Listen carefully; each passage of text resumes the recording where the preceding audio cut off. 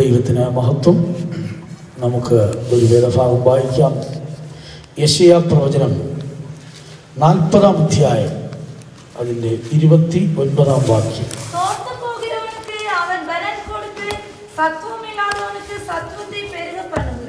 ദൈവത്തിന് മഹത്വം. യെശയ്യാ പ്രവചനം 40-ാം അധ്യായത്തിൻ്റെ 29-ാം വാക്യമാണ് ഇപ്പോൾ നാം വായിച്ചു കേട്ടത്. അവൻ ക്ഷീണിച്ചിരിക്കുന്നവന് ശക്തി നൽകുന്നു, ബലമില്ലാത്തവന് ബലം വർദ്ധിപ്പിക്കുന്നു. സർവശക്തനായ ദൈവം ലോകത്തിലെ സകല മനുഷ്യരും അറിയേണ്ടതിന് ഒരു സത്യം പ്രവാചകനായ യെശയ്യാവിലൂടെ ഓർപ്പിക്കുകയാണ്. വിശേഷാൽ ദൈവത്തിൻ്റെ ജനം കടന്നു പോകുന്ന പാതകൾ മനസ്സിലാക്കി അവരെക്കുറിച്ചുള്ള ദൈവത്തിൻ്റെ ഉദ്ദേശത്തിൻ്റെ പൂർണ്ണതയിൽ എത്തിക്കേണ്ടതിനു വേണ്ടി അവരെ ഒരുക്കുന്ന ഒരു ദൈവ പദ്ധതിയുടെ ഭാഗമായിട്ട് അവർക്ക് നൽകുന്ന ഒരാലോചനയാണിത്. പ്രത്യേകിച്ച് ഈ ക്രിസ്തീയ ഗോളത്തിൽ ശരിയായി മുൻപോട്ട് പോകാൻ ആഗ്രഹിക്കുന്ന ഓരോ ദൈവത്തിൻ്റെയും ജീവിതത്തിൽ അവരെ ക്ഷീണിപ്പിക്കുന്ന, അവരെ ബലഹീനപ്പെടുത്തുന്ന അനേക പോരാട്ടങ്ങൾ ജീവിതത്തിൽ ഉണ്ടാകും. അതിനൊരു കാരണമുണ്ട്. ക്രിസ്തീയ ജീവിതത്തിൽ ഒരു വ്യക്തി ബലഹീനനായി തീർന്നാൽ അവരെ പെട്ടെന്ന് ശത്രുവിനെ ആക്രമിക്കാൻ സാധിക്കും. ദൈവത്തിന് സ്തോത്രം. പ്രത്യേകമായി നമ്മൾ മനസ്സിലാക്കേണ്ടത്, ജീവിതത്തിൽ എപ്പോൾ ക്ഷീണമുണ്ടാകുന്നോ ആ സമയത്താണ് ശരീരത്തിൽ രോഗങ്ങൾ കൂടെ കയറുന്നത്. സ്തോത്രം. ഇപ്പോൾ ഈ വാക്സിനൊക്കെ നടത്തുന്നുണ്ടല്ലോ, വാക്സിനേഷൻ. എന്താണ് അതിൻ്റെ അർത്ഥം? അതൊരു പ്രതിരോധ കുത്തിവയ്പ്പാണ്. എന്ന് പറഞ്ഞാൽ ഈ കൊറോണ വൈറസിൻ്റെ അണുക്കൾ നമ്മുടെ ശരീരത്തിൽ ആധിപത്യം നടത്താതിരിക്കാൻ അതിനെ പ്രതികരിക്കേണ്ടതിന് വേണ്ടി ഒരു വാക്സിനേഷൻ നടത്തുകയാണ്. അതിൻ്റെ പിന്നിലൊക്കെ ധാരാളം കാര്യങ്ങളുണ്ട്. അതെല്ലാം ഇപ്പോൾ വിശദീകരിക്കുന്നില്ല. മറുഭാഗത്തിൽ ഒരു വലിയ ബിസിനസ്സും കൂടെയാണ്. ദൈവത്തിന് സ്തോത്രം. എന്നാൽ ആത്മീയ ജീവിതത്തിലെ ക്ഷീണത്തെ മാറ്റുവാൻ ഈ വാക്സിനേഷൻ കൊണ്ടോ ഭൗതികമായ ആഹാരങ്ങൾ കൊണ്ടോ എക്സർസൈസ് കൊണ്ടോ ഒന്നും സാധ്യമല്ല. ദൈവത്തിന് സ്തോത്രം. ഒന്നുകൂടെ മനസ്സിലാക്കേണ്ടത്, ഈ ശരീരത്തിൻ്റെ ക്ഷീണത്തേക്കാൾ അപകടകരമായ ഒന്നാണ് ആത്മീയ ജീവിതത്തിലെ ക്ഷീണം. ദൈവത്തിന് സ്തോത്രം. ഭക്തന്മാരായ വിശുദ്ധന്മാർ തങ്ങളുടെ ആത്മീയ ജീവിതത്തിൽ ക്ഷീണം പറ്റാതിരിക്കാൻ വളരെയധികം ശ്രമിച്ചിരുന്നു. ദൈവത്തിന് സ്തോത്രം. അവരതിനു വേണ്ടി അക്ഷീണ പരിശ്രമം ചെയ്തുകൊണ്ടിരുന്നു. ദൈവത്തിന് സ്തോത്രം. ശാരീരികമായ ക്ഷീണങ്ങൾക്കോ ശാരീരികമായ ബലഹീനതകൾക്കോ ഒന്നും അവർ അധികം പ്രാധാന്യം കൊടുത്തില്ല. ദൈവത്തിന് സ്തോത്രം. വിശുദ്ധ പൗലോസ് തൻ്റെ ജീവിതാനുഭവത്തെക്കുറിച്ച് ഒരിക്കൽ പറയുമ്പോൾ 2 കൊരിന്ത്യർ 4-ാം അധ്യായത്തിലേക്ക് വരുമ്പോൾ അതിൻ്റെ 16-ാം വാക്യത്തിൽ പറയുന്നത്, ഞങ്ങളുടെ പുറമേയുള്ള മനുഷ്യൻ ക്ഷയിച്ചു പോകുന്നുവെങ്കിലും ഞങ്ങളുടെ അകമേയുള്ളവൻ നാൾക്ക് നാൾ പുതുക്കം പ്രാപിക്കുന്നു. ദൈവത്തിന് സ്തോത്രം. ആയതുപോലെ ശരീരത്തിലെ കഷ്ടങ്ങൾ, ക്ലേശങ്ങൾ, ക്ഷീണങ്ങളൊക്കെ അവളുടെ ശുശ്രൂഷ കാലങ്ങളിൽ അവർ വളരെയധികം അനുഭവിച്ചുവെങ്കിലും ആത്മീയ ജീവിതത്തിൽ ഒരിക്കലും ക്ഷീണം പറ്റരുതെന്നൊരു വലിയ നിർബന്ധം അവർക്കുണ്ടായിരുന്നു. ദൈവത്തിന് സ്തോത്രം. പാസ്റ്റർ പോൾ അവർ ഈ വേലയുടെ സ്ഥാപകനായി, ഇല്ലെങ്കിൽ ഇതിൻ്റെ തുടക്കത്തിൽ ദൈവം ഉപയോഗിച്ച ഒരു അതിശ്രേഷ്ഠനായ ദൈവദാസനായിരുന്നല്ലോ പാസ്റ്റർ പോൾ. തൻ്റെ ജീവിതാന്ത്യഘട്ടത്തിൽ തൻ്റെ ശരീരം അധികം ബലഹീനനായിരുന്നു. മുഴങ്കാലിലിരുന്ന് പ്രാർത്ഥിച്ച് ഈ കാല് നോക്കാൻ കഴിയാത്തതുപോലെ ബലഹീനായിരുന്നു. ആ സമയത്തും തന്നെ എടുത്തുകൊണ്ട് പ്രാർത്ഥനയ്ക്ക് ഇരുത്തുമായിരുന്നു എന്നാണ്. ആ സമയത്ത് തൻ്റെ പുറത്തൊരു വലിയ വ്രണം വന്നിട്ട് അത് പഴുത്ത് വല്ലാത്ത കഷ്ടത്തിലായി. അപ്പോൾ തന്നെ കാണുവാൻ വന്ന ചിലരൊക്കെ പറഞ്ഞു, പാസ്റ്റർ ഇത് വലിയ അപകട നിലയിലായിരിക്കുന്നല്ലോ എന്ന് പറഞ്ഞപ്പോൾ അദ്ദേഹം പറഞ്ഞു, നിങ്ങൾ എൻ്റെ പുറത്ത് നോക്കാതെ എൻ്റെ അകത്തേക്കൊന്ന് നോക്കുക, ഇതിനകത്തൊരു സിംഹം ഇരിപ്പുണ്ടെന്ന് പറഞ്ഞു. ദൈവത്തിന് സ്തോത്രം. പുറമെയുള്ള ശരീരത്തിൽ ബലഹീനതകൾ, ക്ലേശങ്ങളൊക്കെ അവർ വഹിച്ചിരുന്നുവെങ്കിലും അവരുടെ അകത്ത് സിംഹതുല്യമായി ശോഭിച്ചിരുന്ന ഒരു ആത്മീയ മനുഷ്യനുണ്ടായിരുന്നു. അകത്ത മനുഷ്യൻ ശക്തിപ്പെടുക എന്നുള്ളത് ആത്മീയ ജീവിതത്തിലെ വളരെ പ്രാധാന്യം അർഹിക്കുന്ന ഒരു വിഷയമാണ്. ദൈവത്തിന് സ്തോത്രം. എന്തിനു വേണ്ടിയാണ്? ഈ ഉള്ളാന മനുഷ്യൻ, ഈ അകത്ത മനുഷ്യനാണ് ദൈവസന്നിധിയിൽ ചെന്ന് ചേരേണ്ടത്. അത് സ്വഭാവത്താൽ രൂപാന്തരപ്പെടുന്ന, ജീവിതത്തിൽ ദൈവിക പ്രവൃത്തിയാൽ രൂപപ്പെടുന്ന ഒരു പുതിയ മനുഷ്യനാണ്. പരിജ്ഞാനത്തിനായി പുതുക്കം പ്രാപിപ്പാൻ ഒരു പുതിയ മനുഷ്യനെ നിങ്ങൾ ധരിച്ചുകൊള്ളുവീൻ എന്ന് വിശുദ്ധ പൗലോസ് പറയുന്നുണ്ട്. ദൈവത്തിന് സ്തോത്രം. പഴയ മനുഷ്യനെ അവന്റെ പ്രവൃത്തികളോടുകൂടെ ഉരിഞ്ഞു കളയാൻ പറയുന്നുണ്ട്. ദൈവത്തിന് സ്തോത്രം. നമുക്കൊക്കെ ഒരു പുറമെയുള്ള മനുഷ്യനുമുണ്ട്, ഒരു അകമയുള്ള മനുഷ്യനുമുണ്ട്. പുറമെയുള്ള മനുഷ്യനെ മാത്രമാണ് ഈ കണ്ണുകൾ കൊണ്ട് കാണുവാൻ കഴിയുന്നത്.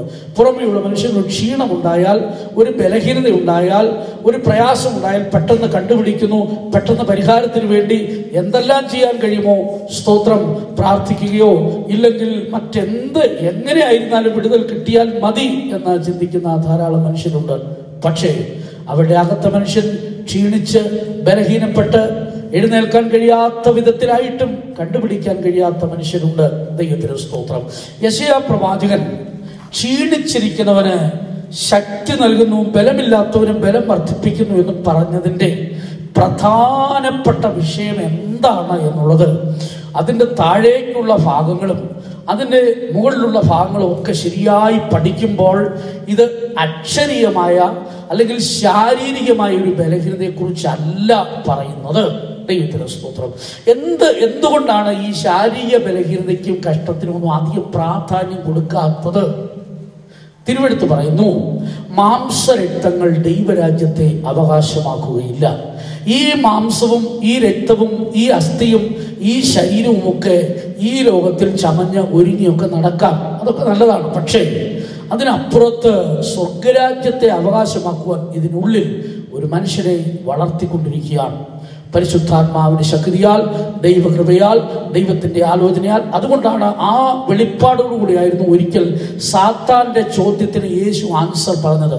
കർത്താവായ യേശു ക്രിസ്തു 40 നാൾ ഉപവസിച്ച് വളരെ ഒരർത്ഥത്തിൽ ശരീരത്തിൽ ബലഹീനതയോടെ താനായിരിക്കുന്നു. അപ്പോഴാണ്, വിശന്നിരിക്കുന്ന സമയത്താണ് സാത്താൻ തൻ്റെ അടുക്കൽ വന്നിട്ട് ഈ കല്ലിനെ അപ്പമായി തീരാൻ കൽപ്പിക്കാം എന്ന് പറയുന്നത്. ദൈവത്തിന് സ്തോത്രം. ആ സമയത്ത് അത് തന്നെയാണ് സാത്താൻ ചെയ്യേണ്ടത്. കാര്യം താൻ വിശന്നിരിക്കുകയാണ്, താൻ ക്ഷീണിച്ചിരിക്കുകയാണ്, താൻ ദാഹിച്ചിരിക്കുകയാണ്. അപ്പോൾ സ്വാഭാവികമായി ഒരു അക്ഷരീയ മനുഷ്യൻ അഥവാ ഒരു ആത്മീയ ചിന്തയില്ലാത്ത മനുഷ്യൻ ആ സമയത്ത് സാത്താൻ കല്ലിനെ അപ്പമായി തീരാൻ കൽപ്പിക്കാനായിട്ട് വരുമ്പോൾ സാത്താനെ അധികം സ്നേഹിക്കും. കാരണം യേശുവിൻ്റെ ശരീരത്തിൻ്റെ ബലഹീനതയെ അറിഞ്ഞുകൊണ്ടായിരുന്നു സാത്താൻ തൻ്റെ അടുക്കൽ വന്നത്. ഇങ്ങനെ ഒരു പരീക്ഷ നമ്മുടെ ജീവിതത്തിൽ വന്നാൽ നിശ്ചയമായും പരാജയപ്പെട്ടു പോകാൻ സാധ്യതയുണ്ട്. ദൈവത്തിന് സ്തോത്രം. കർത്താവായ യേശു ക്രിസ്തു അതിന് ആൻസർ കൊടുക്കുന്നത്, മനുഷ്യൻ അപ്പം കൊണ്ട് മാത്രമല്ല ജീവിക്കുന്നത്, ദൈവത്തിന്റെ വായിൽ നിന്ന് വരുന്ന സകല വചനങ്ങൾ കൊണ്ടും ജീവിക്കും. ദൈവത്തിന്റെ വായിൽ നിന്ന് വരുന്ന വചനം ഒരു മനുഷ്യനെ ജീവിപ്പിക്കുന്നതാണെന്ന് പിശാചിനോട് പറഞ്ഞുകൊണ്ട് ആ അക്ഷരീയ ബലഹീനതയെ കർത്താവ് ജയിക്കുകയാണ്. ദൈവത്തിന് സ്തോത്രം. അപ്പോൾ ക്ഷീണിച്ചിരിക്കുന്ന മനുഷ്യർക്ക് ഒരു സദ്വർത്തമാനമാണ് ഇവിടെ നമുക്ക് കാണുവാൻ സാധിക്കും. ആത്മീയ ജീവിതത്തിൽ പല വിധത്തിലുള്ള ക്ഷീണങ്ങൾ വരും. ക്ഷീണങ്ങളുടെ ഭാഗമാണ് നിരാശ, ദുഃഖം, വേദന, പിന്മാറ്റം. ഇതെല്ലാം സംഭവിക്കും. ദൈവത്തിന് സ്തോത്രം.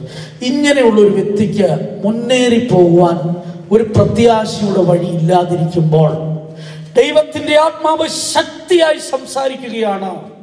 അവൻ ക്ഷീണിച്ചിരിക്കുന്നവന് ശക്തി നൽകുന്നു. എവിടെയാണ് ഇതിൻ്റെ പ്രാധാന്യം? നമ്മൾ ബലഹീനരായിരിക്കുമ്പോൾ ദൈവത്തെ വിട്ടു പോകരുത്. ദൈവത്തിന് സ്തോത്രം. നമ്മൾ ബലഹീനരായിരിക്കുമ്പോൾ ദൈവ സന്നിധിയിൽ നിന്ന് അല്പം പോലും അകന്നു പോകരുത്. ദൈവത്തിന് സ്തോത്രം. ദാവീദ് ഒരിക്കൽ പ്രാർത്ഥിക്കുന്ന ഒരു പ്രാർത്ഥന സങ്കീർത്തനത്തിൽ രേഖപ്പെടുത്തിയിട്ടുണ്ട്. ഞാൻ ക്ഷീണിച്ചിരിക്കുമ്പോൾ ഭൂമിയുടെ അറ്റത്ത് നിന്ന് നിന്നെ വിളിച്ചപേക്ഷിക്കും. ദൈവത്തിന് സ്തോത്രം. 61-ാം സങ്കീർത്തനത്തിലാണ് എഴുതിയിരിക്കുന്നത്, ദൈവമേ എൻ്റെ നിലവിളി കേൾക്കണമേ, എൻ്റെ പ്രാർത്ഥന ശ്രദ്ധിക്കണമേ. എൻ്റെ ഹൃദയം ക്ഷീണിക്കുമ്പോൾ ഞാൻ ഭൂമിയുടെ അറ്റത്ത് നിന്ന് നിന്നെ വിളിച്ചപേക്ഷിക്കും. എനിക്ക് അത്യുന്നതമായ പാറയിലേക്ക് എന്നെ നടത്തണമേ. ദൈവത്തിന് സ്തോത്രം. എന്താണ് അതിൻ്റെ അർത്ഥം? ഞാൻ ബലഹീനനായിരിക്കുമ്പോൾ, ഞാൻ ക്ഷീണിതനായിരിക്കുമ്പോൾ ഞാൻ അധികം നിലവിളിക്കും, ഞാൻ പ്രാർത്ഥിക്കും. ദൈവമക്കളെ, ആത്മീയ ജീവിതത്തിൽ എവിടെയെങ്കിലും ഒരല്പം ബലഹീനത വന്നാൽ പിന്നെ പ്രാർത്ഥന നിർത്തുകയല്ല അതിൻ്റെ സൊല്യൂഷൻ. ചിലരുടെ ജീവിതത്തിൽ വരുന്ന ഒരു വലിയ പരാജയം അതാണ്. ജീവിതത്തിൽ ഏതെങ്കിലും ഒരു ബലഹീനതകൾ സംഭവിച്ചു, ഏതെങ്കിലും ഒരു തോൽവി സംഭവിച്ചു. ഇനി അവരുടെ ചിന്ത എന്താണ്? ഞാൻ പരാജയപ്പെട്ടു പോയി, എൻ്റെ തീരുമാനം ഞാൻ ലംഘിച്ചു, ഇനി എൻ്റെ പ്രാർത്ഥന ദൈവം കേൾക്കുകയില്ല, ഇനി എനിക്ക് എൻ്റെ അഭിഷേകത്തെ തിരിച്ചെടുക്കാൻ സാധ്യമല്ല, എനിക്ക് ഇനി മുൻപോട്ട് പോകാൻ സാധിക്കുകയില്ല. ഏലിയാവിൻ്റെ ജീവിതത്തിൽ പോലും അങ്ങനെ ഒരു അവസ്ഥ ഉണ്ടായി. ദൈവത്തിൻ്റെ സ്തോത്രം. താൻ പറയുകയാണ്, എൻ്റെ പിതാക്കന്മാരെക്കാൾ ഞാൻ ഒട്ടും നല്ലവനല്ല, ഇപ്പോൾ മതി കർത്താവേ എന്ന് പറഞ്ഞുകൊണ്ട് ആ ചൂരച്ചെടിയുടെ കീഴിൽ കിടന്ന് മരിക്കാൻ ആഗ്രഹിച്ചു. എപ്പോഴാണ് തൻ്റെ ഹൃദയം ക്ഷീണിച്ചപ്പോൾ മരണം ആഗ്രഹിക്കുകയാണ്. ദൈവത്തിൻ്റെ സ്തോത്രം. ഹൃദയം ക്ഷീണിക്കുമ്പോൾ മരണം ആഗ്രഹിക്കുന്നു. എന്നാൽ ദൈവത്തിൻ്റെ പദ്ധതി അതല്ല എന്ന് ദൈവം തെളിയിച്ചു കൊടുക്കുകയാണ്.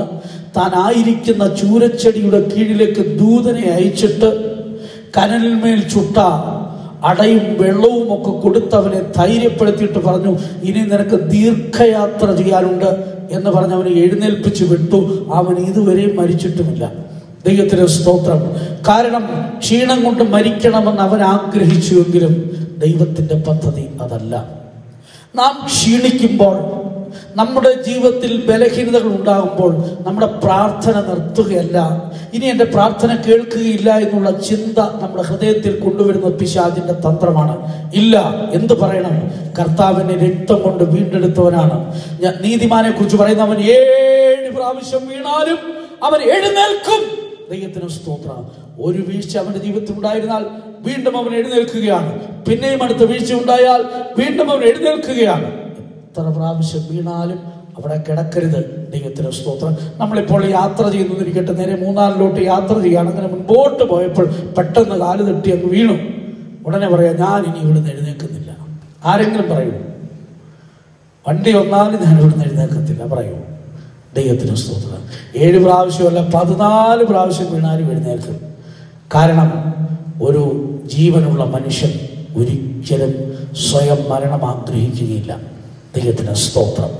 അകത്ത് സ്വർഗീയ ജീവനുള്ള വീണ്ടെടുപ്പിനെ കുറിച്ചുള്ള പ്രത്യാശയുള്ള ഒരു മനുഷ്യൻ തൻ്റെ ജീവിതത്തിൽ എപ്പോഴൊരു ബലഹീനത ഉണ്ടായാലും അതിൽ നിന്ന് മടങ്ങി വരണം. എത്ര പാടുപെട്ടാലും, എത്ര കഷ്ടം സഹിച്ചാലും, എത്ര വേദനപ്പെട്ടാലും അതിന് മടങ്ങി വരുവാൻ അവർ ആഗ്രഹിക്കുകയാണ്. ദാവീദിന്റെ ജീവിതത്തിന്റെ ഒരു പ്രത്യേകത അതായിരുന്നു. ദൈവത്തിന്റെ സ്തോത്രം. ഹൃദയം ക്ഷീണിക്കുമ്പോൾ താൻ നിലവിളിക്കുകയാണ്. സ്തോത്രം. ഭൂമിയുടെ അറ്റത്തുനിന്ന് ഞാൻ വിളിച്ചപേക്ഷിക്കും. എന്താ പറയുന്നത്? അത്യുന്നതമായ പാറയിലേക്ക് എന്നെ നടത്തണമേ, എന്നെ ദൈവത്തോട് അടുപ്പിക്കണം എന്ന് പറഞ്ഞതിന്റെ അർത്ഥം എന്താ? ക്ഷീണിച്ചിരിക്കുമ്പോൾ ഈ പാറയിൽ നിന്ന് താൻ എവിടെയായിരുന്നു? ദൂരത്തായിരുന്നു. ഈ പാറ ആരാണ്? ഇസ്രായേൽ ജനത്തെ അനുഗമിച്ച, അവരുടെ ദാഹത്തെ തീർത്ത ക്രിസ്തുവാകുന്ന പാറ, മരുഭൂമിയെ പോഷിപ്പിച്ച പാറ. ദൈവത്തിന് സ്തോത്രം. ഈ പാറയെങ്കിലേക്ക് എന്നെ നടത്തണമേ എന്നാണ് ദാവീദ് പറയുന്നത്. കാരണം എൻ്റെ ഹൃദയം ക്ഷീണിച്ചപ്പോൾ ഞാൻ എവിടെയായിരുന്നു? ഈ പാറയിൽ നിന്ന് ദൂരത്തായിരുന്നു, കർത്താവിൽ നിന്ന് വളരെയേറെ ദൂരത്തായിരുന്നു. അതുകൊണ്ടാണ് ഞാൻ അതിനു വേണ്ടിയാണ് നിലവിളിക്കുന്നത്. എൻ്റെ രോഗം മാറാനല്ല ഇപ്പോൾ ഞാൻ പ്രധാനമായിട്ടും നിലവിളിക്കുന്നത്. എൻ്റെ തലവേദന മാറാൻ വേണ്ടിയല്ല ഞാൻ പൂർണ്ണമായിട്ട് നിലവിളിക്കുന്നത്. എൻ്റെ ക്യാൻസർ മാറാൻ വേണ്ടിയല്ല. പിന്നെയോ ദൈവത്തിൽ ഞാൻ അകന്നുപോയി പാറയെങ്കിലേക്ക് എന്നെ നടത്തണം. അതാണ് ഒരു യഥാർത്ഥ മനുഷ്യൻ്റെ ആത്മീയനായി ജീവിക്കുവാൻ ആഗ്രഹിക്കുന്ന ഒരു ദൈവത്തിൻ്റെ ലക്ഷണം. ദൈവത്തിന് സ്തോത്രം. എന്തുകൊണ്ടാണ് ഇങ്ങനെയൊക്കെ പ്രാർത്ഥിക്കുന്നത്? എന്നെ ആ പാറയെങ്കിലേക്ക് നടത്തണം. ഞാൻ ക്ഷീണിക്കുമ്പോൾ ഞാൻ നിലവിളി കുറയ്ക്കുകയില്ല, ഞാൻ നിലവിളിക്കും, എന്നെ അങ്ങനെ നടത്തണമെന്നൊക്കെ പറയാനുള്ള കാരണം എന്താണ്? പ്രധാനമായും ശ്രദ്ധിക്കേണ്ടത്, മനുഷ്യൻ ക്ഷീണിക്കുമ്പോഴാണ് ശത്രു അവരോട് ദോഷം ചെയ്യുന്നത്. ദൈവത്തിന് സ്തോത്രം. എപ്പോഴും ശത്രു അവരെ സംഹരിക്കുന്നു. ഇസ്രായേൽ മക്കളെ കുറിച്ചൊന്ന് ചിന്തിക്കാം. ഇസ്രായേൽ മക്കൾ മിസ്രയീമിൽ നിന്ന് പുറപ്പെട്ടപ്പോൾ അവരെപ്രകാരമുള്ളവരായിരുന്നു? ദൈവത്തിന് സ്തോത്രം. അവരുടെ നിലവാരം എന്തായിരുന്നു? അവരെക്കുറിച്ച് പറയുമ്പോൾ 105 സങ്കീർത്തനത്തിലേക്ക് വരുമ്പോൾ അവിടെ പറയുന്നത്, അവിടെ നിന്ന് പുറപ്പെട്ടവരിൽ ഒരു ബലഹീനനും ഇല്ലായിരുന്നു എന്നാണ്. ദൈവത്തിന് സ്തോത്രം. 105 സങ്കീർത്തനത്തിൻ്റെ 37 വാക്യം വായിക്കുമ്പോൾ, വെള്ളിയോടും പൊന്നിനോടും കൂടെ പുറപ്പെടുവിച്ചു, അവരുടെ ഗോത്രത്തിൽ ഒരു ബലഹീനനും ഉണ്ടായിരുന്നില്ല. ദൈവത്തിന് സ്തോത്രം. അവരുടെ ബലഹീനന്മാരെയല്ല ദൈവം പുറത്തു കൊണ്ടുവരുന്നത്.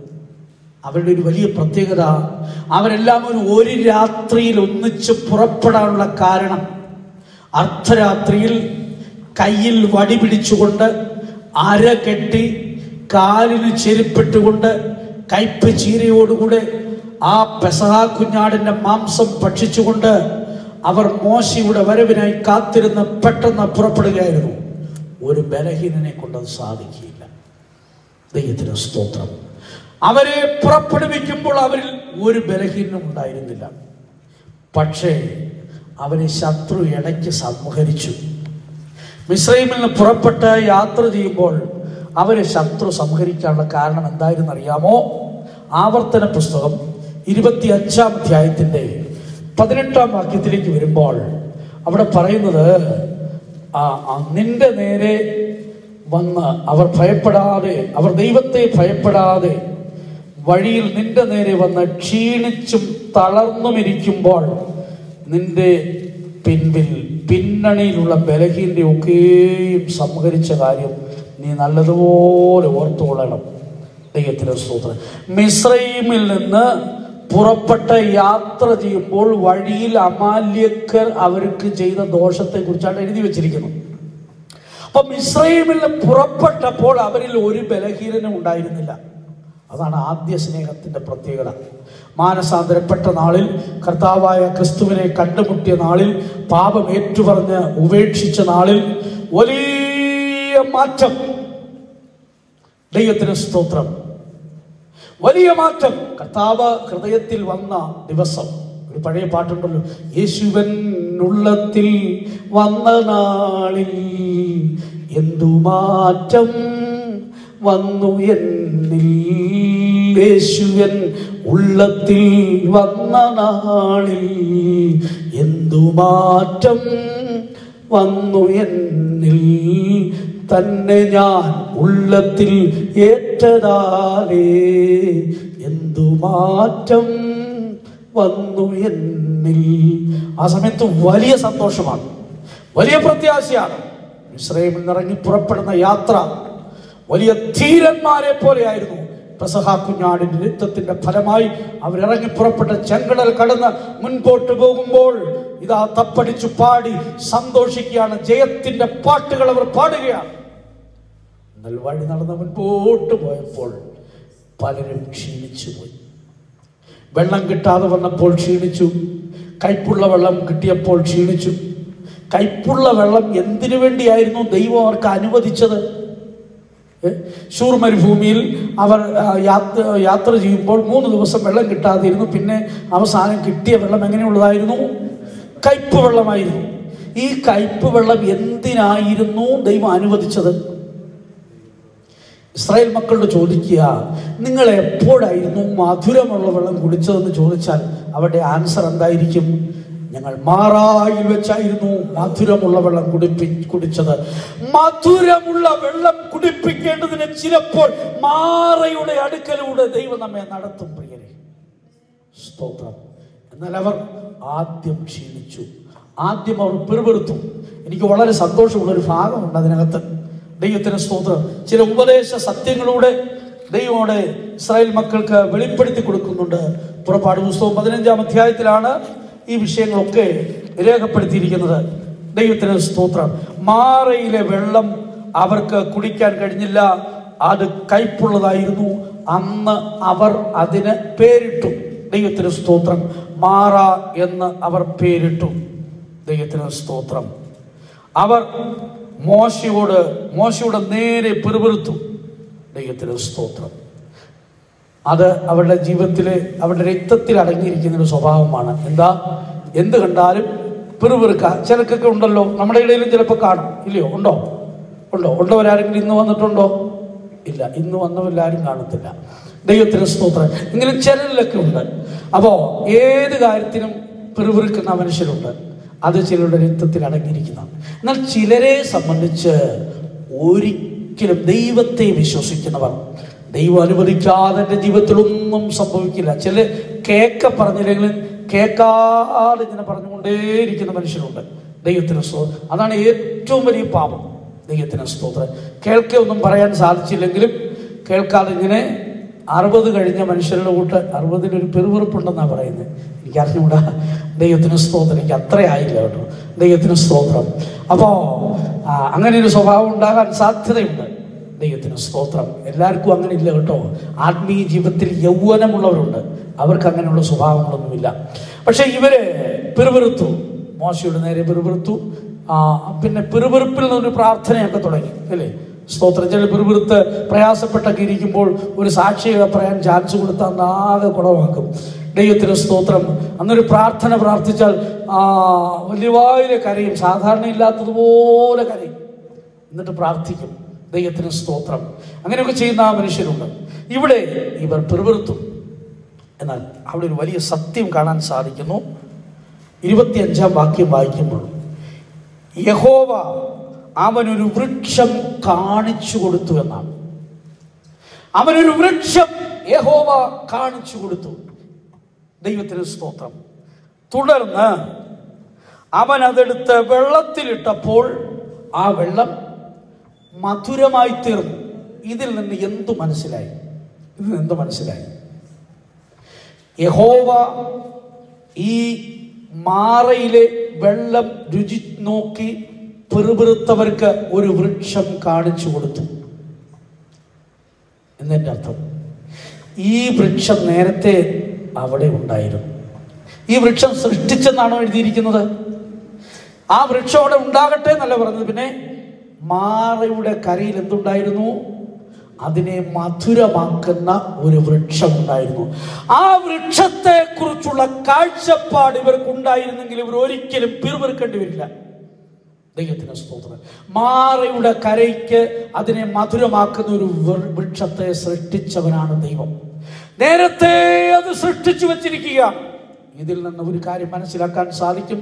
നീ എപ്പോഴൊക്കെ കൈപ്പേറിയ അനുഭവത്തിലൂടെ കടന്നു പോകേണ്ടി വരുമോ അവിടെയൊക്കെ അതിനെ മധുരമാക്കുന്ന ഒരു സൊല്യൂഷൻ ദൈവം തന്നെ സൃഷ്ടിച്ചിട്ടുണ്ട്. ദൈവത്തിന് സ്തോത്രം. അതുകൊണ്ടാണ് പരീക്ഷയോടുകൂടെ ഒരു പോക്കു വഴിയും അവൻ വച്ചിരിക്കുന്നു. അതുകൊണ്ടാണ് ദൈവം വിശ്വസ്തൻ. പരീക്ഷ സഹിക്കുന്ന മനുഷ്യൻ ഭാഗ്യവാൻ. ദൈവം വിശ്വസ്തനാണ്. ഏത് കഷ്ടത്തിലൂടെ, ഏത് ഭാരത്തിലൂടെ, ഏത് പ്രശ്നത്തിലൂടെ, ഏത് ക്ലേശത്തിലൂടെ നീ കടന്നു പോയിരുന്നാലും ആ ക്ലേശത്തിന്റെ അവിടെ തന്നെ ദൈവം ഒരു പരിഹാരം വെച്ചിട്ടുണ്ട്. നിന്റെ ഹൃദയം ക്ഷീണിച്ചു പോകരുത്, നീ കലങ്ങിപ്പോകരുത്. നിന്റെ ആത്മീയ ദൃഷ്ടികൾ പ്രകാശിക്കപ്പെട്ടാൽ മതി.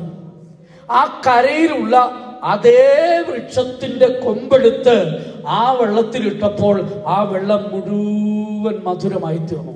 അപ്പോൾ ഇവർ പിറുപിറുത്തതിന്റെ കാരണം എന്താണ്? ഈ വൃക്ഷത്തെ അവൻ കണ്ടില്ല. 2, ഈ വൃക്ഷത്തെ കുറിച്ചുള്ള അറിവ് അവർക്കില്ലായിരുന്നു. ഈ വൃക്ഷമാണ് ജീവന്റെ വൃക്ഷമായ കർത്താവായ യേശു ക്രിസ്തു. ദൈവത്തിന് സ്തോത്രം. കർത്താവായ യേശു ക്രിസ്തുവിനെ കുറിച്ചുള്ള ശരിയായ ദർശനം എപ്പോൾ നമ്മുടെ ജീവിതത്തിൽ നിന്ന് മാഞ്ഞു പോകുന്നു അവിടെയൊക്കെ പ്രശ്നങ്ങളുടെ നടുവിൽ നാം കലങ്ങിപ്പോകുന്നു, പതറിപ്പോകുന്നു, നിരാശപ്പെട്ടു പോകുന്നു. ഈ ദർശനം നഷ്ടപ്പെട്ടു പോകാതിരുന്നാൽ നിരാശയുടെ പടുകുഴിയിൽ പോകുന്ന സ്ഥാനത്തിരുന്നും നമ്മൾക്ക് പാട്ടുപാടുവാൻ, നമുക്ക് സന്തോഷിക്കുവാൻ, നമുക്ക് ആനന്ദിക്കുവാൻ, നമുക്ക് പ്രത്യാശിക്കുവാൻ സാധിക്കും. ദൈവത്തിന് സ്തോത്രം. ഇതാ ഇവരുടെ മനസ്സ് ക്ഷീണിക്കുമ്പോൾ അവർ പിറുപിറുക്കുകയാണ്. ദൈവത്തിന് സ്തോത്രം. മനസ്സ് ക്ഷീണിക്കുന്ന അവസ്ഥ എപ്പോഴും ആര് ശ്രദ്ധിക്കുന്നുണ്ടെന്നറിയാമോ? പിശാച് ശ്രദ്ധിച്ചുകൊണ്ടിരിക്കും, ഇല്ലെങ്കിൽ നമ്മുടെ ശത്രു ശ്രദ്ധിച്ചുകൊണ്ടിരിക്കും. മനുഷ്യൻ ഉറങ്ങുമ്പോൾ അവൻ്റെ ശത്രു അവൻ്റെ അടുക്കൽ വന്നു എന്ന് യേശു പറഞ്ഞു. ഇസ്രായേൽ മക്കൾ ബലശാലികളായി പുറപ്പെട്ടുവെങ്കിലും അവരുടെ മരുഭൂമി യാത്രയിൽ അവർ ചില സാഹചര്യങ്ങളിൽ ക്ഷീണിച്ചുപോയി. ക്ഷീണിച്ചു പോയ സമയം നോക്കിയിരിക്കുകയാണ് അമാലിയക്കർ ആക്രമിക്കാൻ. അമാലിയക്കർക്കറിയാം ഇവൻ ബലശാലിയായിരിക്കുമ്പോൾ ഒരിക്കലും ഇവനെ ഒന്നും ചെയ്യാൻ പറ്റത്തില്ല. ഇവൻ ശക്തിയോടെ മുൻപോട്ട് പോകുന്നിടത്തോളം ഇവനെ ഒന്നും ചെയ്യാൻ കഴിയില്ല. ശിംശോനെ കുറിച്ച് ഫെലിസ്ത്യർക്കറിയാം, ശിംശോന്റെ അഭിഷേകം അവനിൽ ഉള്ളിടത്തോളം അവനെ ആർക്കും ഒന്നും ചെയ്യാൻ കഴിയില്ല.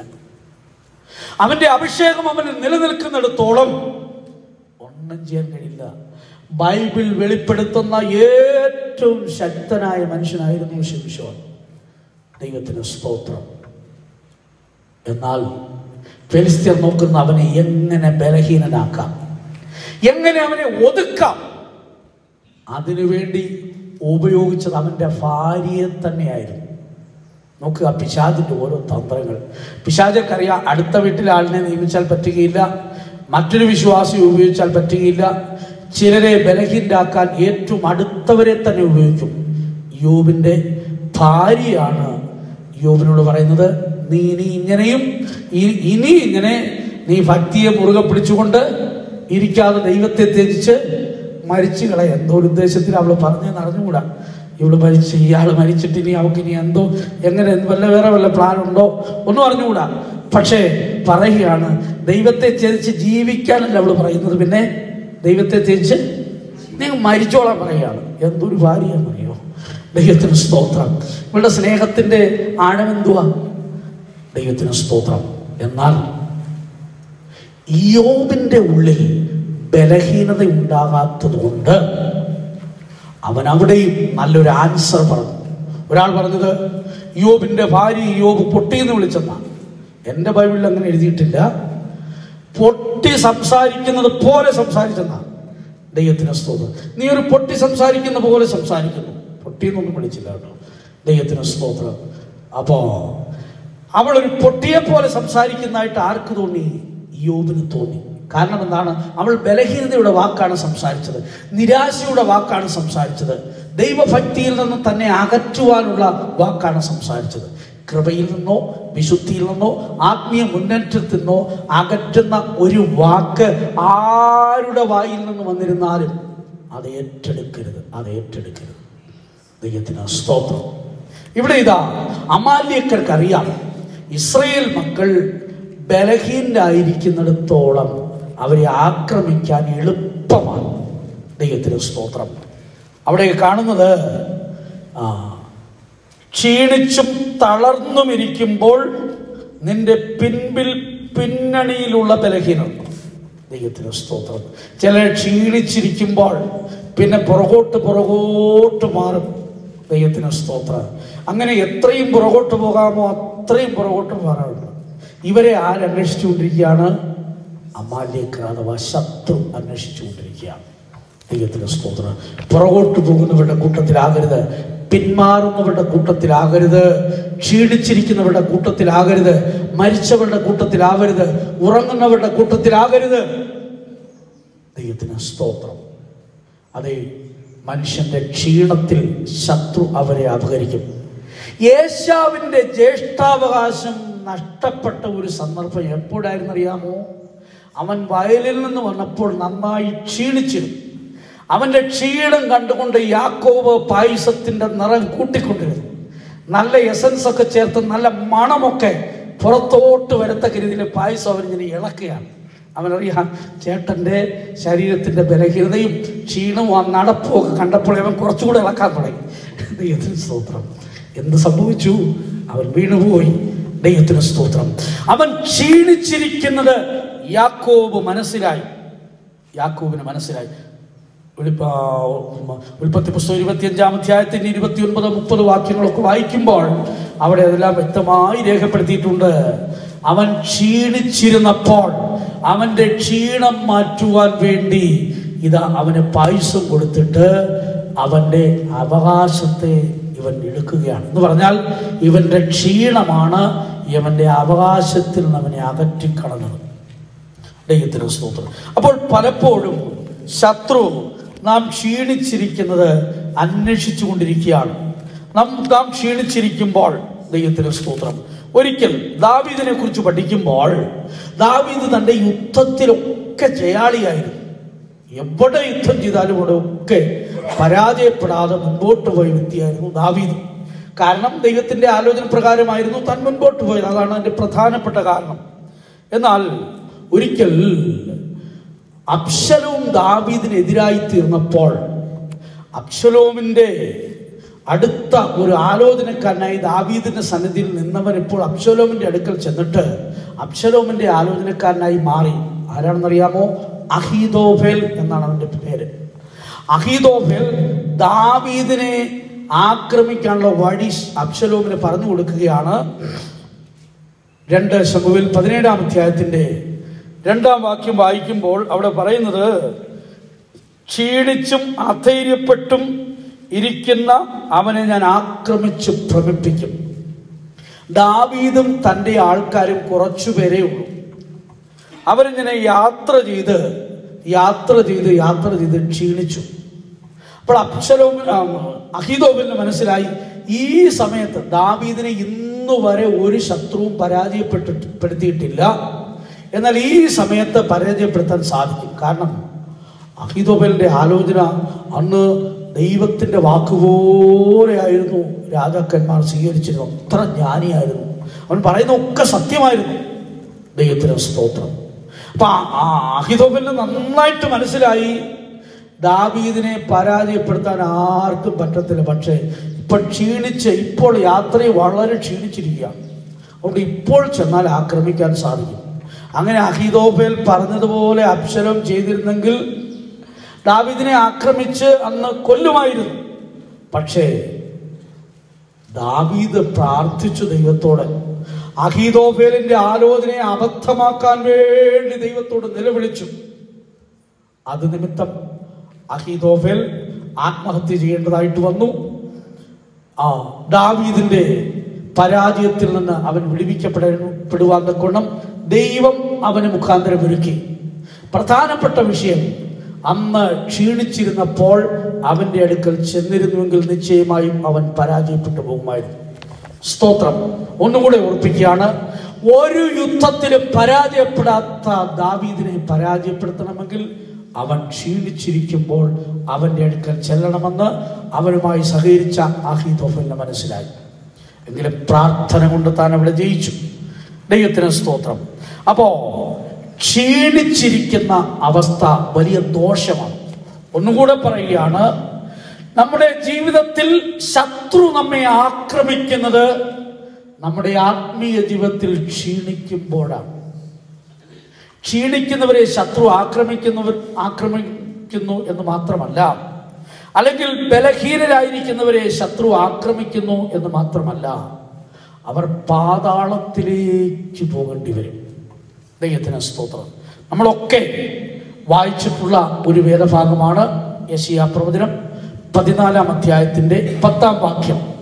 അവിടെ എഴുതിയിരിക്കുന്നത് പാതാളത്തിലേക്ക് വീഴുന്ന ഒരു കൂട്ടം മനുഷ്യരെ കുറിച്ചാണ്.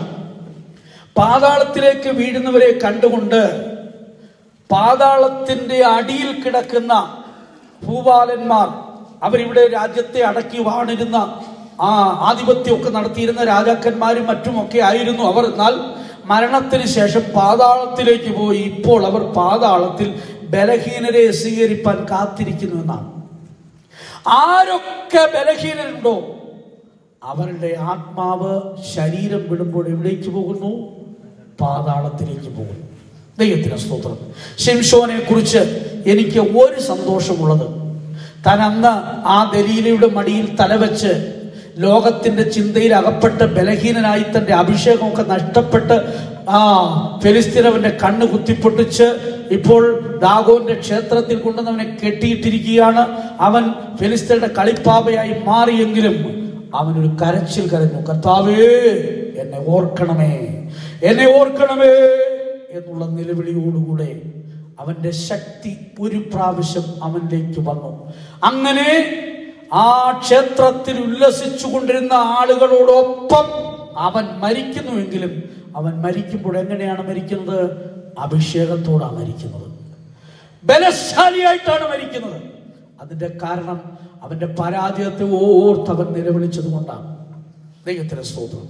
ശിംശോന്റെ ജീവിതത്തിൽ പല പരാജയങ്ങളുണ്ടായി.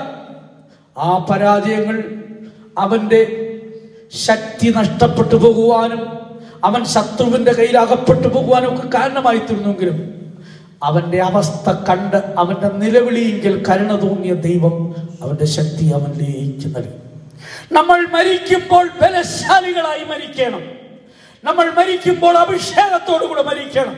നമ്മൾ മരിക്കുമ്പോൾ ദൈവത്തിന്റെ കൃപയിൽ പ്രത്യാശയോടെ മരിക്കണം. ആരാധനാലയത്തിൽ നിന്ന് മുഴങ്കാലിൽ നിന്ന് ആത്മാവിൽ ആരാധിച്ചുകൊണ്ട് മരിച്ചവരുണ്ട്, പ്രവചിച്ചുകൊണ്ട് മരിച്ചവരുണ്ട്. എന്നാൽ ഒരു വ്യക്തിക്ക് സംഭവിച്ചെന്തെന്നറിയാമോ? ആരാധനയ്ക്കൊക്കെ വന്നിട്ട് ഏതോ ഒരു വിഷയത്തിൽ മറ്റൊരു വ്യക്തിയോട് ഒരു വിദ്വേഷമുണ്ടായി, ഒരു പിണക്കമുണ്ടായി, ദേഷ്യത്തോട് ഭവനത്തിലേക്ക് പോയി ഡ്രസ് മാറിക്കൊണ്ടിരിക്കുമ്പോൾ പെട്ടെന്ന് കുഴഞ്ഞു വീണ് മരിച്ചു. എവിടെ പോകും? വിശുദ്ധന്മാരടക്കാതിരിക്കാൻ പറ്റുമോ? നല്ല പെട്ടി ഉണ്ടാക്കാതിരിക്കാൻ പറ്റുമോ? നല്ല പോർപൊരുതി ഓട്ടം തികച്ചു എന്നുള്ള വാക്യം ഒട്ടിക്കാതിരുന്നാൽ പ്രയാസം ഉണ്ടാകില്ലേ? ഇതെല്ലാം നടത്തി അനേക സാക്ഷ്യം പറഞ്ഞു. ആത്മാവ് എവിടേക്ക് പോയി എന്ന് എനിക്ക് അറിഞ്ഞുകൂടാ. നമ്മുടെ ഇടയിൽ നടന്ന ഒരു സംഭവമാണ്. ദൈവത്തിന് സ്തോത്രം. എന്നാൽ ചിലരെ സംബന്ധിച്ച് അവരുടെ ജീവിതത്തിൽ ബലഹീനത ഉണ്ടാകാതിരിക്കാൻ അവർ അക്ഷീണ പരിശ്രമം ചെയ്യുന്നു. എങ്ങനെ സാധിക്കും? അഭിഷേകവും കൃപയും ഒന്നും കുറഞ്ഞു പോകരുത്. ചിലർക്ക് എന്തെങ്കിലും ഒരു കാരണം മതി, അവരുടെ അഭിഷേകവും പോയി, പ്രാർത്ഥനയും പോയി, എല്ലാം നഷ്ടപ്പെട്ടു. ചില സമയത്ത് ഭയങ്കര ഉണർവായിരിക്കും, അവരെ കവിഞ്ഞാരും കാണുന്നില്ല. ഇതിനുള്ള ചില വിശ്വാസികളെ ഞാൻ കണ്ടിട്ടുണ്ട്. ആ അത്തിവൃക്ഷത്തിന് സംഭവിച്ചതുപോലെയാണ്. അത്തിവൃക്ഷത്തിൽ ധാരാളം കായ്കൾ ഉണ്ടായിരുന്നു. പക്ഷെ ഒരിക്കൽ യേശു അതുവഴി നടന്നു പോയപ്പോൾ കായ് ഉള്ളതുപോലെ അത് നിന്നുവെങ്കിലും കർത്താവ് അടുത്ത് ചെന്ന് നോക്കിയപ്പോൾ ഒരു കായുമില്ലായിരുന്നു. കാരണം പറയുന്നത് അത് അത്തിപ്പഴത്തിന്റെ കാലമല്ലായിരുന്നു, സീസൺ അല്ലായിരുന്നു. ദൈവത്തിന് സ്തോത്രം. സീസണിൽ നല്ലതുപോലെ കായ്ക്കും, പക്ഷെ അല്ലാത്തപ്പോൾ ഒരു കായും കായ്ക്കത്തില്ല. കർത്താവിന് അങ്ങനെ സീസൺ ഉണർവല്ല ആവശ്യമായിരിക്കുന്നത്. വർഷാവസാനമുള്ള ഉണർവുണ്ട്, പിന്നെ ചില പ്രത്യേക സാഹചര്യങ്ങളിലുള്ള ഉണർവുണ്ട്. ചിലർക്ക് ഇഷ്ടമുള്ള ഒരു മെസ്സേജ് കേൾക്കുമ്പോൾ ഭയങ്കര ഉണർവുണ്ടായിരിക്കും. ചിലപ്പോൾ അവർക്ക് ഇഷ്ടമില്ലാത്തതെന്ന് കേട്ടാൽ ആ ഉണർവെല്ലാം പോയി. ഒരിക്കൽ വലിയ കൃപാവരമുള്ള സഭയിൽ നന്നായി കൃപാവരങ്ങൾ ജ്വലിപ്പിക്കുന്ന ഒരു സഹോദരി ഒരിക്കൽ വന്ന് ഏതാണ്ട് സംഭവിച്ചതുപോലെ ആരോ അടുത്ത ചർച്ചക്കാർ മരിച്ചതുപോലെ ആരാധനയ്ക്ക് വന്നിരിക്കുന്നു. ഞാൻ ചോദിച്ചു, എന്താ ഇന്നെന്താ അങ്ങനെ ഇരുന്ന്? അപ്പൊ പറഞ്ഞത് ഒരു വിശ്വാസി അവരോട് ഏതാണ്ട് പറഞ്ഞെന്നു. ഒരു വിശ്വാസി എന്തോ ഇവരോട് പറഞ്ഞപ്പോൾ ഇവരുടെ അഭിഷേകം പോയി, ഇവരുടെ ഉണർവും പോയി, ഇവരുടെ കൃപയും പോയി. പിശാച് ഇങ്ങനെയുള്ളവരെ അന്വേഷിച്ചുകൊണ്ടിരിക്കുകയാണ്. ഈ സമയത്ത് മരിച്ചു പോയാൽ എങ്ങനെയായിരിക്കും? ദൈവത്തിന്റെ സ്തോത്രം. അതെ, ഏലിയുടെ കാലത്ത് വിളക്ക് അണഞ്ഞതായി കാണുന്നു. ആലയത്തിലെ വിളക്ക് ഒരിക്കലും അണയാൻ പാടില്ല. സ്തോത്രം. എന്നാൽ ശമൂവേലിനെ സംബന്ധിച്ച് അവൻ വിളക്കണയുന്നതിന് മുൻപേ ചെന്ന് കിടന്നു. സ്തോത്രം. വിളക്കണയുന്നതിന് മുൻപേ ചെന്ന് കിടന്നതുകൊണ്ട് അർദ്ധരാത്രിയിൽ ദൈവം ശമൂവേലിനെ വിളിച്ചു. നമ്മുടെ വിളക്കണഞ്ഞു പോകുന്നതിന് മുൻപേ നാം ദൈവസന്നിധി ചേർക്കപ്പെടണം. നമ്മുടെ ശക്തി നമ്മിൽ നഷ്ടപ്പെട്ടു പോകരുത്, കൃപ നഷ്ടപ്പെട്ടു പോകരുത്. അഭിഷേകത്തോടുകൂടെ ദൈവസന്നിധി ചേരണം. അഭിഷേകത്തോടിരിക്കുമ്പോൾ നാം മരിച്ചാൽ കാഹളത്തിന്റെ ശബ്ദം നാം കേൾക്കും. മൺമയ ശരീരം മാറി തേജസ്സുള്ള ശരീരത്തോട് നാം ഉയർപ്പിക്കപ്പെടും. പ്രിയരെ, നമ്മുടെ പ്രത്യാശയായിരിക്കട്ടെ.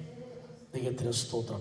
ക്ഷീണിച്ചിരിക്കുമ്പോൾ നമ്മെ ബലഹീനപ്പെടുത്തുവാൻ, നമ്മെ ആക്രമിക്കുവാൻ ശത്രു എപ്പോഴും അതിനുവേണ്ടി പരിശ്രമം ചെയ്തുകൊണ്ടിരിക്കും. ദൈവത്തിന് സ്തോത്രം. ബലഹീനരെ സ്വീകരിപ്പാൻ ആരൊരുങ്ങിയിരിക്കുന്നു? പാതാളം ഇളകിയിരിക്കുന്നു എന്നാണ്. എന്ന് പറഞ്ഞാൽ ഒരു വ്യക്തിയുടെ അഭിഷേകം കുറഞ്ഞു പോകുമ്പോൾ പാതാളത്തിൽ ഭയങ്കര സന്തോഷമുണ്ടാവും. പാതാളത്തിൽ ഭയങ്കര സന്തോഷം. ചിലക്ക് ഈ കൃപയൊക്കെ നഷ്ടപ്പെടുത്തി ഇങ്ങനെ കുനിഞ്ഞിരിക്കുന്നത് കാണുമ്പോൾ സാത്താന് ഭയങ്കര ആഹ്ലാദമാണ്, അവിടെ വലിയ സന്തോഷം. ഒരു പാപി രക്ഷിക്കപ്പെടുമ്പോൾ ദൈവദൂതന്മാരുടെ ഇടയിൽ സ്വർഗത്തിൽ വലിയ സന്തോഷം. ഒരു വ്യക്തി സ്നാനപ്പെടുമ്പോൾ അതിനേക്കാൾ വലിയ സന്തോഷം. ഒരു വ്യക്തി ആത്മാവിൽ നിറഞ്ഞ അന്യഭാഷ സംസാരിക്കുമ്പോൾ സ്വർഗത്തിൽ വലിയ സന്തോഷം. ഒരു വ്യക്തിയുടെ പ്രാണൻ ശരീരത്തിൽ നിന്ന് പോകുമ്പോൾ, ഒരു വിശുദ്ധന്റെ ആത്മാവ് ശരീരത്തിൽ നിന്ന് വേർപെടുമ്പോൾ സ്വർഗത്തിൽ വലിയൊരു വരവേൽപ്പ് നടക്കുകയാണ്. ഒരു വലിയ സന്തോഷത്തിന്റെ ഘോഷം അവിടെ മുഴങ്ങിക്കൊണ്ടിരിക്കുന്നു. ഒരു പിന്മാറ്റക്കാരൻ മരിക്കുമ്പോൾ പാതാളത്തിൽ പ്രേതന്മാർ ഇളകി ഇങ്ങനെ കാത്തിരിക്കുകയാണ് ഈ പിന്മാറ്റക്കാരന്റെ ആത്മാവിനെ സ്വീകരിക്കാൻ വേണ്ടി. ദൈവത്തിന് സ്തോത്രം. എന്തിനാ സ്വീകരിക്കുന്നത് അറിയാമോ? പിന്മാറ്റക്കാരന്റെ ആത്മാവിനെ പാതാളത്തിലെ ആത്മാക്കൾ സ്വീകരിച്ചങ്ങോട്ട് കൊണ്ടുപോയതിന് ശേഷം പാതാളത്തിൽ കൊണ്ടുവന്നൊരു പ്രത്യേക സ്ഥലത്ത് കൊണ്ടു ചെല്ലും. ദൈവത്തിന് സ്തോത്രം. അതിനുശേഷം ഒരു നല്ല ബെഡ് തരും. ആ ബെഡ് മുഴുവൻ പുഴുക്കളെ കൊണ്ടുണ്ടാക്കിയതാണ്. പിന്നെ നല്ലൊരു ബെഡ്ഷീറ്റും തരും. അത് കൃമികളെ കൊണ്ടുണ്ടാക്കിയതാണ്. ദൈവത്തിന് സ്തോത്രം. അപ്പോ ആ തുടർന്നുള്ള കാര്യം ഞാൻ പറയണ്ടല്ലോ. ദൈവത്തിന് സ്തോത്രം. ഇങ്ങനെ പാതാളത്തിൽ വേദനകൾ യാതനകളൊക്കെ അനുഭവിച്ചുകൊണ്ട് ഈ ബെഡ്ഷീറ്റുമൊക്കെ പുറച്ചങ്ങോട്ടിരിക്കുന്ന അനുഭവം. ദൈവത്തിന് സ്തോത്രം. ഞാൻ പറഞ്ഞത് അലങ്കാരമായിട്ട് പറഞ്ഞതല്ല, ബൈബിളിൽ എഴുതിയിരിക്കുന്ന കേട്ടോ. ദൈവത്തിന് സ്തോത്രം. യെശയ്യാപ്രവചനം 14:10-11 വാക്യങ്ങൾ വായിക്കുമ്പോൾ അവിടെ എഴുതിയിരിക്കുന്നത്, നിന്റെ ആഡംബരം, നിന്റെ വാദ്യഘോഷം പാതാളത്തിലേക്ക് ഇറങ്ങിപ്പോയി, നിന്റെ കീഴെ പുഴുക്കളെ വിരിച്ചിരിക്കുന്നു, കൃമികൾ നിനക്ക് പുതപ്പായിരിക്കും. ഇങ്ങനെയുള്ള ബെഡ്ഷീറ്റ് ആരെങ്കിലും കണ്ടിട്ടുണ്ടോ? വേണോ? പാതാളത്തിൽ ചെന്നാൽ മതി. ദൈവത്തിന് സ്തോത്രം. ആത്മീയ ജീവിതത്തിൽ ബലഹീനരായിരിക്കുമ്പോൾ അവിടെ ഒരു ബെഡ്ഷീറ്റ് പണിഞ്ഞുകൊണ്ടിരിക്കുകയാണ്, ഒരു പുതപ്പുണ്ടാക്കിക്കൊണ്ടിരിക്കുകയാണ്. ദൈവത്തിന് സ്തോത്രം. അപ്പോ ബലഹീനരെ സ്വീകരിപ്പാൻ പാതാളം ഒരുങ്ങിക്കൊണ്ടിരിക്കുന്നു. ബലശാലികളെ സ്വീകരിപ്പാൻ സ്വർഗം ഒരുങ്ങിക്കൊണ്ടിരിക്കുന്നു. പാസ്റ്റർ വെസ്ലി അവർ മരിക്കുമ്പോൾ അദ്ദേഹത്തിന്റെ മരണത്തിന് മുൻപ് ഒരാൾ ഒരു ദർശനം കണ്ടു. സ്വർഗത്തിൽ വലിയൊരു ഒരുക്കം നടന്നുകൊണ്ടിരിക്കുകയാണ്. വലിയൊരു ഒരുക്കം നടന്നുകൊണ്ടിരിക്കുന്നു. അപ്പോൾ അദ്ദേഹം ചോദിച്ചു, എന്താ ഇത്ര വലിയ ഒരുക്കം? ഭൂമിയിൽ നിന്നൊരു രാജാവ് വരുന്നു, ഒരു രാജാവ് വരുന്നു. സ്തോത്രം. ഈ ദർശനം കണ്ടതിന്റെ പിറ്റേ ദിവസം കേട്ടു, പാസ്റ്റർ വെസ്ലി അവർ ദൈവസന്നിധിയിൽ ചേർക്കപ്പെട്ടു. അങ്ങനെ എത്ര വിശുദ്ധന്മാർ, സ്തോത്രം, സ്വർഗത്തിന്റെ സ്വീകരണത്തോടുകൂടെ കയറിപ്പോവുകയാണ്. സ്തെഫാനോസ് മരിക്കുമ്പോൾ തന്റെ ആത്മാവിനെ സ്വീകരിപ്പാൻ കർത്താവായ യേശുക്രിസ്തു എഴുന്നേറ്റ് നിൽക്കുകയാണ്. കർത്താവായ യേശുക്രിസ്തു പിതാവിന്റെ വലത്തുഭാഗത്ത് ഇരിക്കുന്നതായിട്ട് അനേക സ്ഥാനങ്ങളിൽ ബൈബിളിൽ പറയുമ്പോൾ സ്തെഫാനോസിന്റെ ആത്മാവിനെ സ്വീകരിപ്പാൻ കർത്താവായ യേശുക്രിസ്തു എഴുന്നേറ്റ് നിൽക്കുകയാണ്. വിശുദ്ധന്മാരുടെ പ്രാണനെ സ്വീകരിപ്പാൻ എന്ന് പറഞ്ഞതിന്റെ അർത്ഥം എന്താണ്?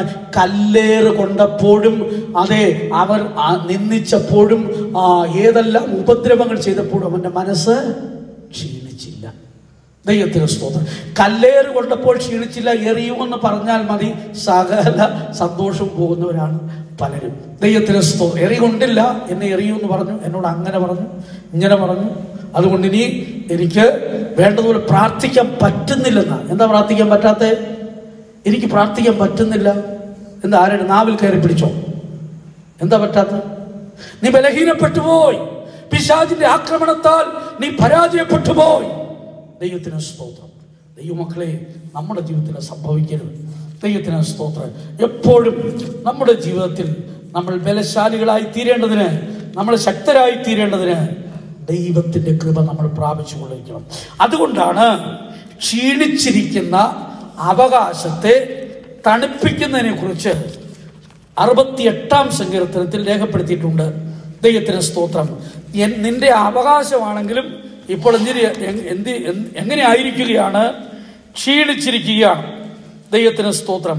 ദൈവമേ, നീ ധാരാളം മഴ പെയ്യിച്ച് ക്ഷീണിച്ചിരുന്ന നിന്റെ അവകാശത്തെ തണുപ്പിച്ച് നിന്റെ കൂട്ടമതിൽ പാർത്ത്, ദൈവമേ, നിന്റെ ദയയാൽ നീ അത് എളിയവർക്ക് വേണ്ടി ഒരുക്കി വെച്ചു. ദൈവത്തിന് സ്തോത്രം. ചുരുക്കത്തിൽ ഇത്രയേ ഉള്ളൂ. ക്ഷീണിച്ചിരിക്കുന്ന നിന്റെ അവകാശത്തെ ബലപ്പെടുത്തുവാൻ, പുഷ്ടിപ്പെടുത്തുവാൻ, തണുപ്പിക്കുവാൻ ധാരാളം മഴ പെയ്യിക്കണം. ഈ മഴ ഏതായിരിക്കും? ദൈവത്തിന് സ്തോത്രം. അതെ, ഈ മഴ പെന്തക്കോസ്ത് നാളിൽ മർക്കോസിന്റെ മാളിയിൽ 120 പേർ കാത്തിരുന്നവരുടെ മേൽ പകർന്ന മഴയാണ്. ആ മഴ ഇപ്പോഴും പെയ്തുകൊണ്ടിരിക്കുകയാണ്. ആ മഴ എത്രത്തോളം പെയ്യുന്നുവോ, ആ വെള്ളം എത്രത്തോളം നമ്മുടെ ജീവിതത്തിൽ ഉണ്ടാകുന്നുവോ, അവർ ബലപ്പെട്ടുകൊണ്ടേയിരിക്കും. ആ വെള്ളത്തെക്കുറിച്ചാണ് യേശു പറഞ്ഞത്, എന്നിൽ വിശ്വസിക്കുന്നവന്റെ ഉള്ളിൽ നിന്ന് തിരുവെടുത്ത് പറയുന്ന പോലെ ജീവജലത്തിന്റെ നദികൾ ഒഴുകും. ദൈവത്തിന് സ്തോത്രം. ധാരാളം മഴ പെയ്ച്ച് എന്ന് പറഞ്ഞതിന്റെ അർത്ഥം എന്താ? ചുരുക്കം എന്താണ്?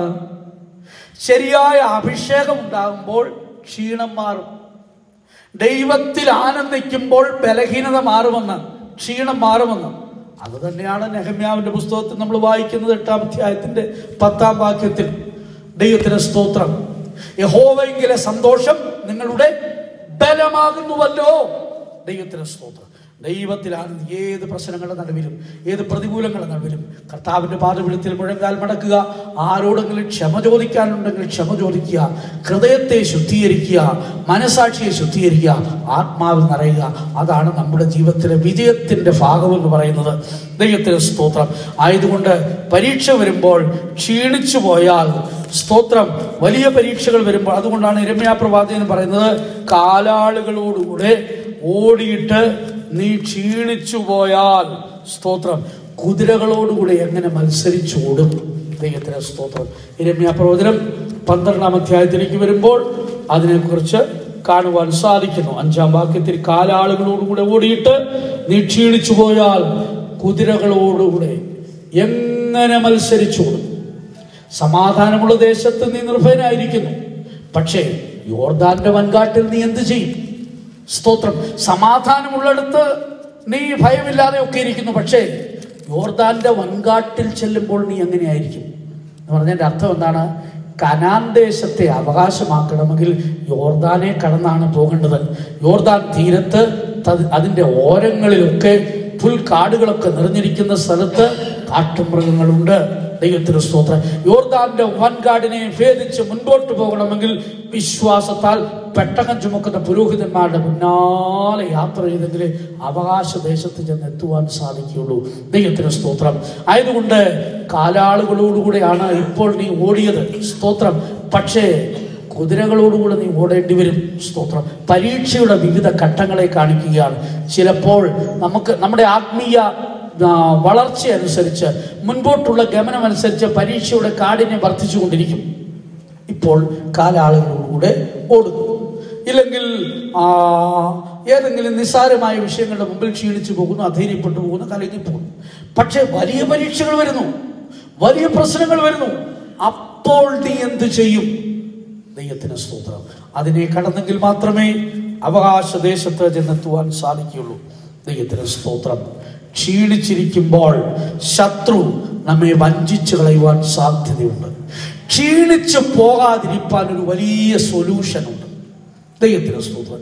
ഒന്ന്, ഇപ്പോൾ നമ്മൾ ചിന്തിച്ചു, ധാരാളം മഴ പെയ്യണം എന്ന് പറഞ്ഞാൽ അഭിഷേകം കുറഞ്ഞു പോകരുത്, ക്ഷീണിച്ചു പോകാതിരിക്കാൻ. ദൈവത്തിന് സ്തോത്രം.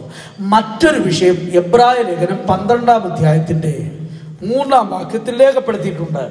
നിങ്ങളുടെ ഉള്ളിൽ ക്ഷീണിച്ച് മടുക്കാതിരിപ്പാൻ പാപികളാൽ തനിക്ക് നേരിട്ട ഇങ്ങനെയുള്ള വിരോധം സഹിച്ചവരെ ധ്യാനിച്ചു കൊള്ളുവീൻ. എന്താണ് അർത്ഥം? കാൽവറി ക്രൂശിനെ ധ്യാനിക്കുന്നവർ ക്ഷീണിച്ചു പോകുകയില്ല. എന്താണ് കാരണം?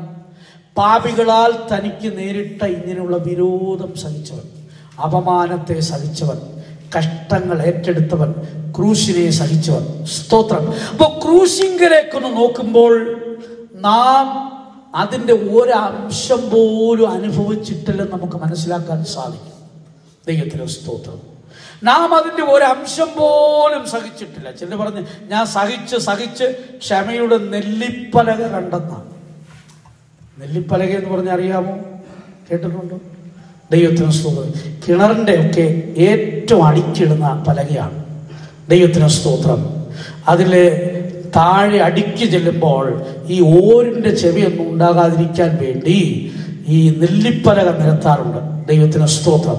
അപ്പോൾ നെല്ലിപ്പലക കണ്ടു കഴിഞ്ഞാൽ പിന്നെ വെള്ളമില്ലെന്നാണ് അതിൻ്റെ അർത്ഥം. അതുകൊണ്ടാണ് ചിലർ പറഞ്ഞത് ക്ഷമിച്ച് നെല്ലിപ്പലക വരെ കണ്ടെന്നാണ് പറയുന്നത്. ദൈവത്തിന് സ്തോത്രം എന്ന് പറഞ്ഞതിൻ്റെ അർത്ഥം എന്താണ്? ക്രൂശിനെ കുറിച്ചുള്ള ദർശനം നഷ്ടപ്പെട്ടു പോയി. കൃപയിൽ നിന്ന് വീണുപോയി. ദൈവത്തിന് സ്തോത്രം. ക്രൂശിനെ കുറിച്ചുള്ള ദർശനം സൂക്ഷിച്ചാൽ ഒരിക്കലും ഞാൻ സഹിച്ചു തളർന്നു എന്ന് പറയുകയില്ല. എൻ്റെ ക്ഷമയുടെ ആ നെല്ലിപ്പലക വരെ ഞാൻ ചെന്നെത്തിയിരിക്കുന്നു പറയുകയില്ല. അവിടെയെല്ലാം കൃപയാണ്. ദൈവത്തിന് സ്തോത്രം. കാൽവരി ക്രൂശിലെ ദർശനം നമുക്കുള്ളിടത്തോളം നമ്മൾ പിന്നെയും അതിൽ സന്തോഷിച്ചു കൊണ്ടിരിക്കും. അതുകൊണ്ടാണ് പത്രോസ് അപ്പോസ്തലൻ ക്രൂശിക്കപ്പെടേണ്ട സമയത്ത് തന്നെ ക്രൂശിക്കുവാൻ റോമൻ ഗവൺമെന്റ് തീരുമാനിച്ചപ്പോൾ, അതിനുവേണ്ടിയുള്ള വട്ടം കൂട്ടുമ്പോൾ, ക്രൂശിക്കുവാനായിട്ട് കൊണ്ടുപോകുമ്പോൾ താൻ പറയുന്നു, എൻ്റെ അരുമനാഥനെ പോലെ ക്രൂശിക്കപ്പെടാൻ എനിക്ക് യോഗ്യതയില്ല. അതുകൊണ്ട് ദയവ് ചെയ്ത് അവൻ്റെ പാദം ഒത്തുവാൻ തക്കവണ്ണം എന്നെ തലകീഴായി ക്രൂശിക്കണമേ എന്ന് ഏൽപ്പിച്ചു കൊടുക്കുകയാണ്. ദൈവത്തിന് സ്തോത്രം.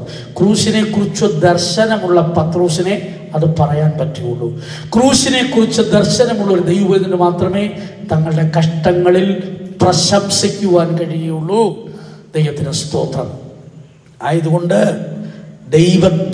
ക്രിസ്തുവിൻ്റെ ക്രൂശിനെ കുറിച്ചുള്ള ആ ദർശനം, ദൈവത്തിന് സ്തോത്രം. ആയതുകൊണ്ടാണ് ബലഹീനർക്കു വേണ്ടി ക്രൂശിക്കപ്പെട്ടു എന്ന് ക്രിസ്തുവിൻ്റെ ക്രൂശ് മരണത്തെ കുറിച്ച് റോമാലേഖനം 5-ാം അധ്യായത്തിന്റെ 6-ാം വാക്യം വായിക്കുമ്പോൾ അവിടെ എഴുതിയിരിക്കുന്നത്, ബലഹീനർക്കു വേണ്ടി അവൻ ക്രൂശിക്കപ്പെട്ടു എന്നാണ്.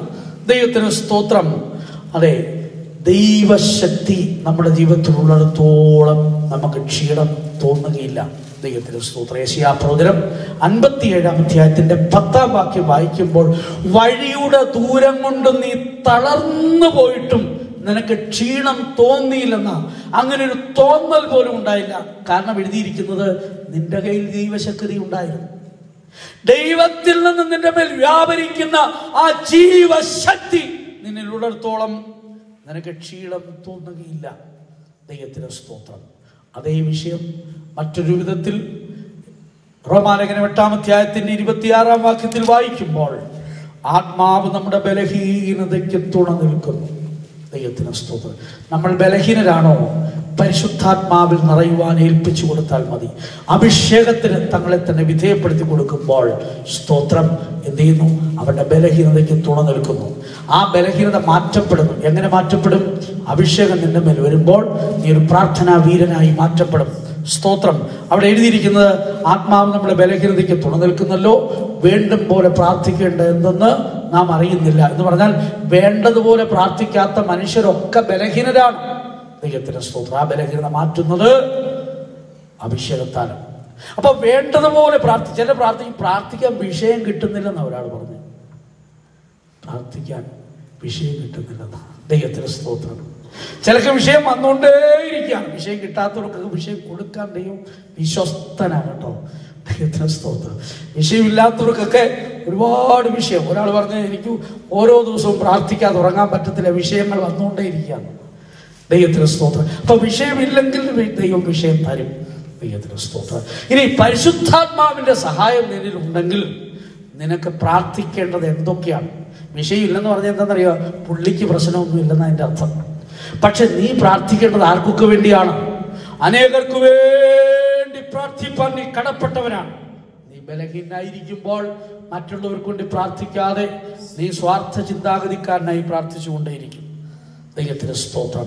അതേ, പുതിയ നിയമത്തിലേക്ക് വരുമ്പോൾ പരിശുദ്ധാത്മാവിന്റെ സഹായത്താൽ, ദൈവത്തിന്റെ കൃപയാൽ നമ്മുടെ ബലഹീനതകൾ മുഴുവൻ മാറ്റപ്പെടുകയാണ്.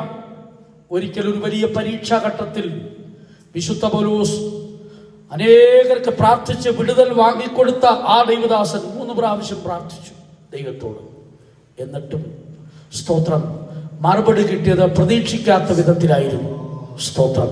സാത്താന്റെ ദൂതൻ തന്നെ കുത്തിക്കൊണ്ടിരുന്ന ഒരു സാഹചര്യം, ഒരു വലിയ പരീക്ഷാഘട്ടം, ഒരു വലിയ ബലഹീനത തന്റെ ജീവിതത്തിൽ വന്നു കയറി. സ്തോത്രം. എന്നാൽ കർത്താവിനോട് താൻ പ്രാർത്ഥിച്ചപ്പോൾ കർത്താവ് പറയുന്ന ആൻസർ ഇതായിരുന്നു, എന്റെ കൃപ നിനക്ക് മതി, എന്റെ ശക്തി ബലഹീനതയിൽ തികഞ്ഞു വരുന്നു. സ്തോത്രം. നിന്റെ ബലഹീനതയെ മാറ്റുന്ന ഒരു ദൈവശക്തിയുണ്ട്. നിന്റെ ബലഹീനതയെ മാറ്റുന്ന ഒരു ജീവശക്തിയുണ്ട്. ഈ ബലഹീനത മാറ്റപ്പെടുമ്പോൾ എന്ത് സംഭവിക്കുന്നു? ഒന്ന്, സന്തോഷിക്കുന്നു. ശരീരത്തിന്റെ ബലഹീനതകൾ, കഷ്ടങ്ങൾ നിമിത്തം സന്തോഷിക്കുന്നു. പിന്നെ ദൂരം മുൻപോട്ട് പോകുമ്പോൾ തളർന്നു പോകത്തില്ല. ഞാൻ ഇത്രയൊക്കെ നടന്നല്ലോ എന്നല്ല.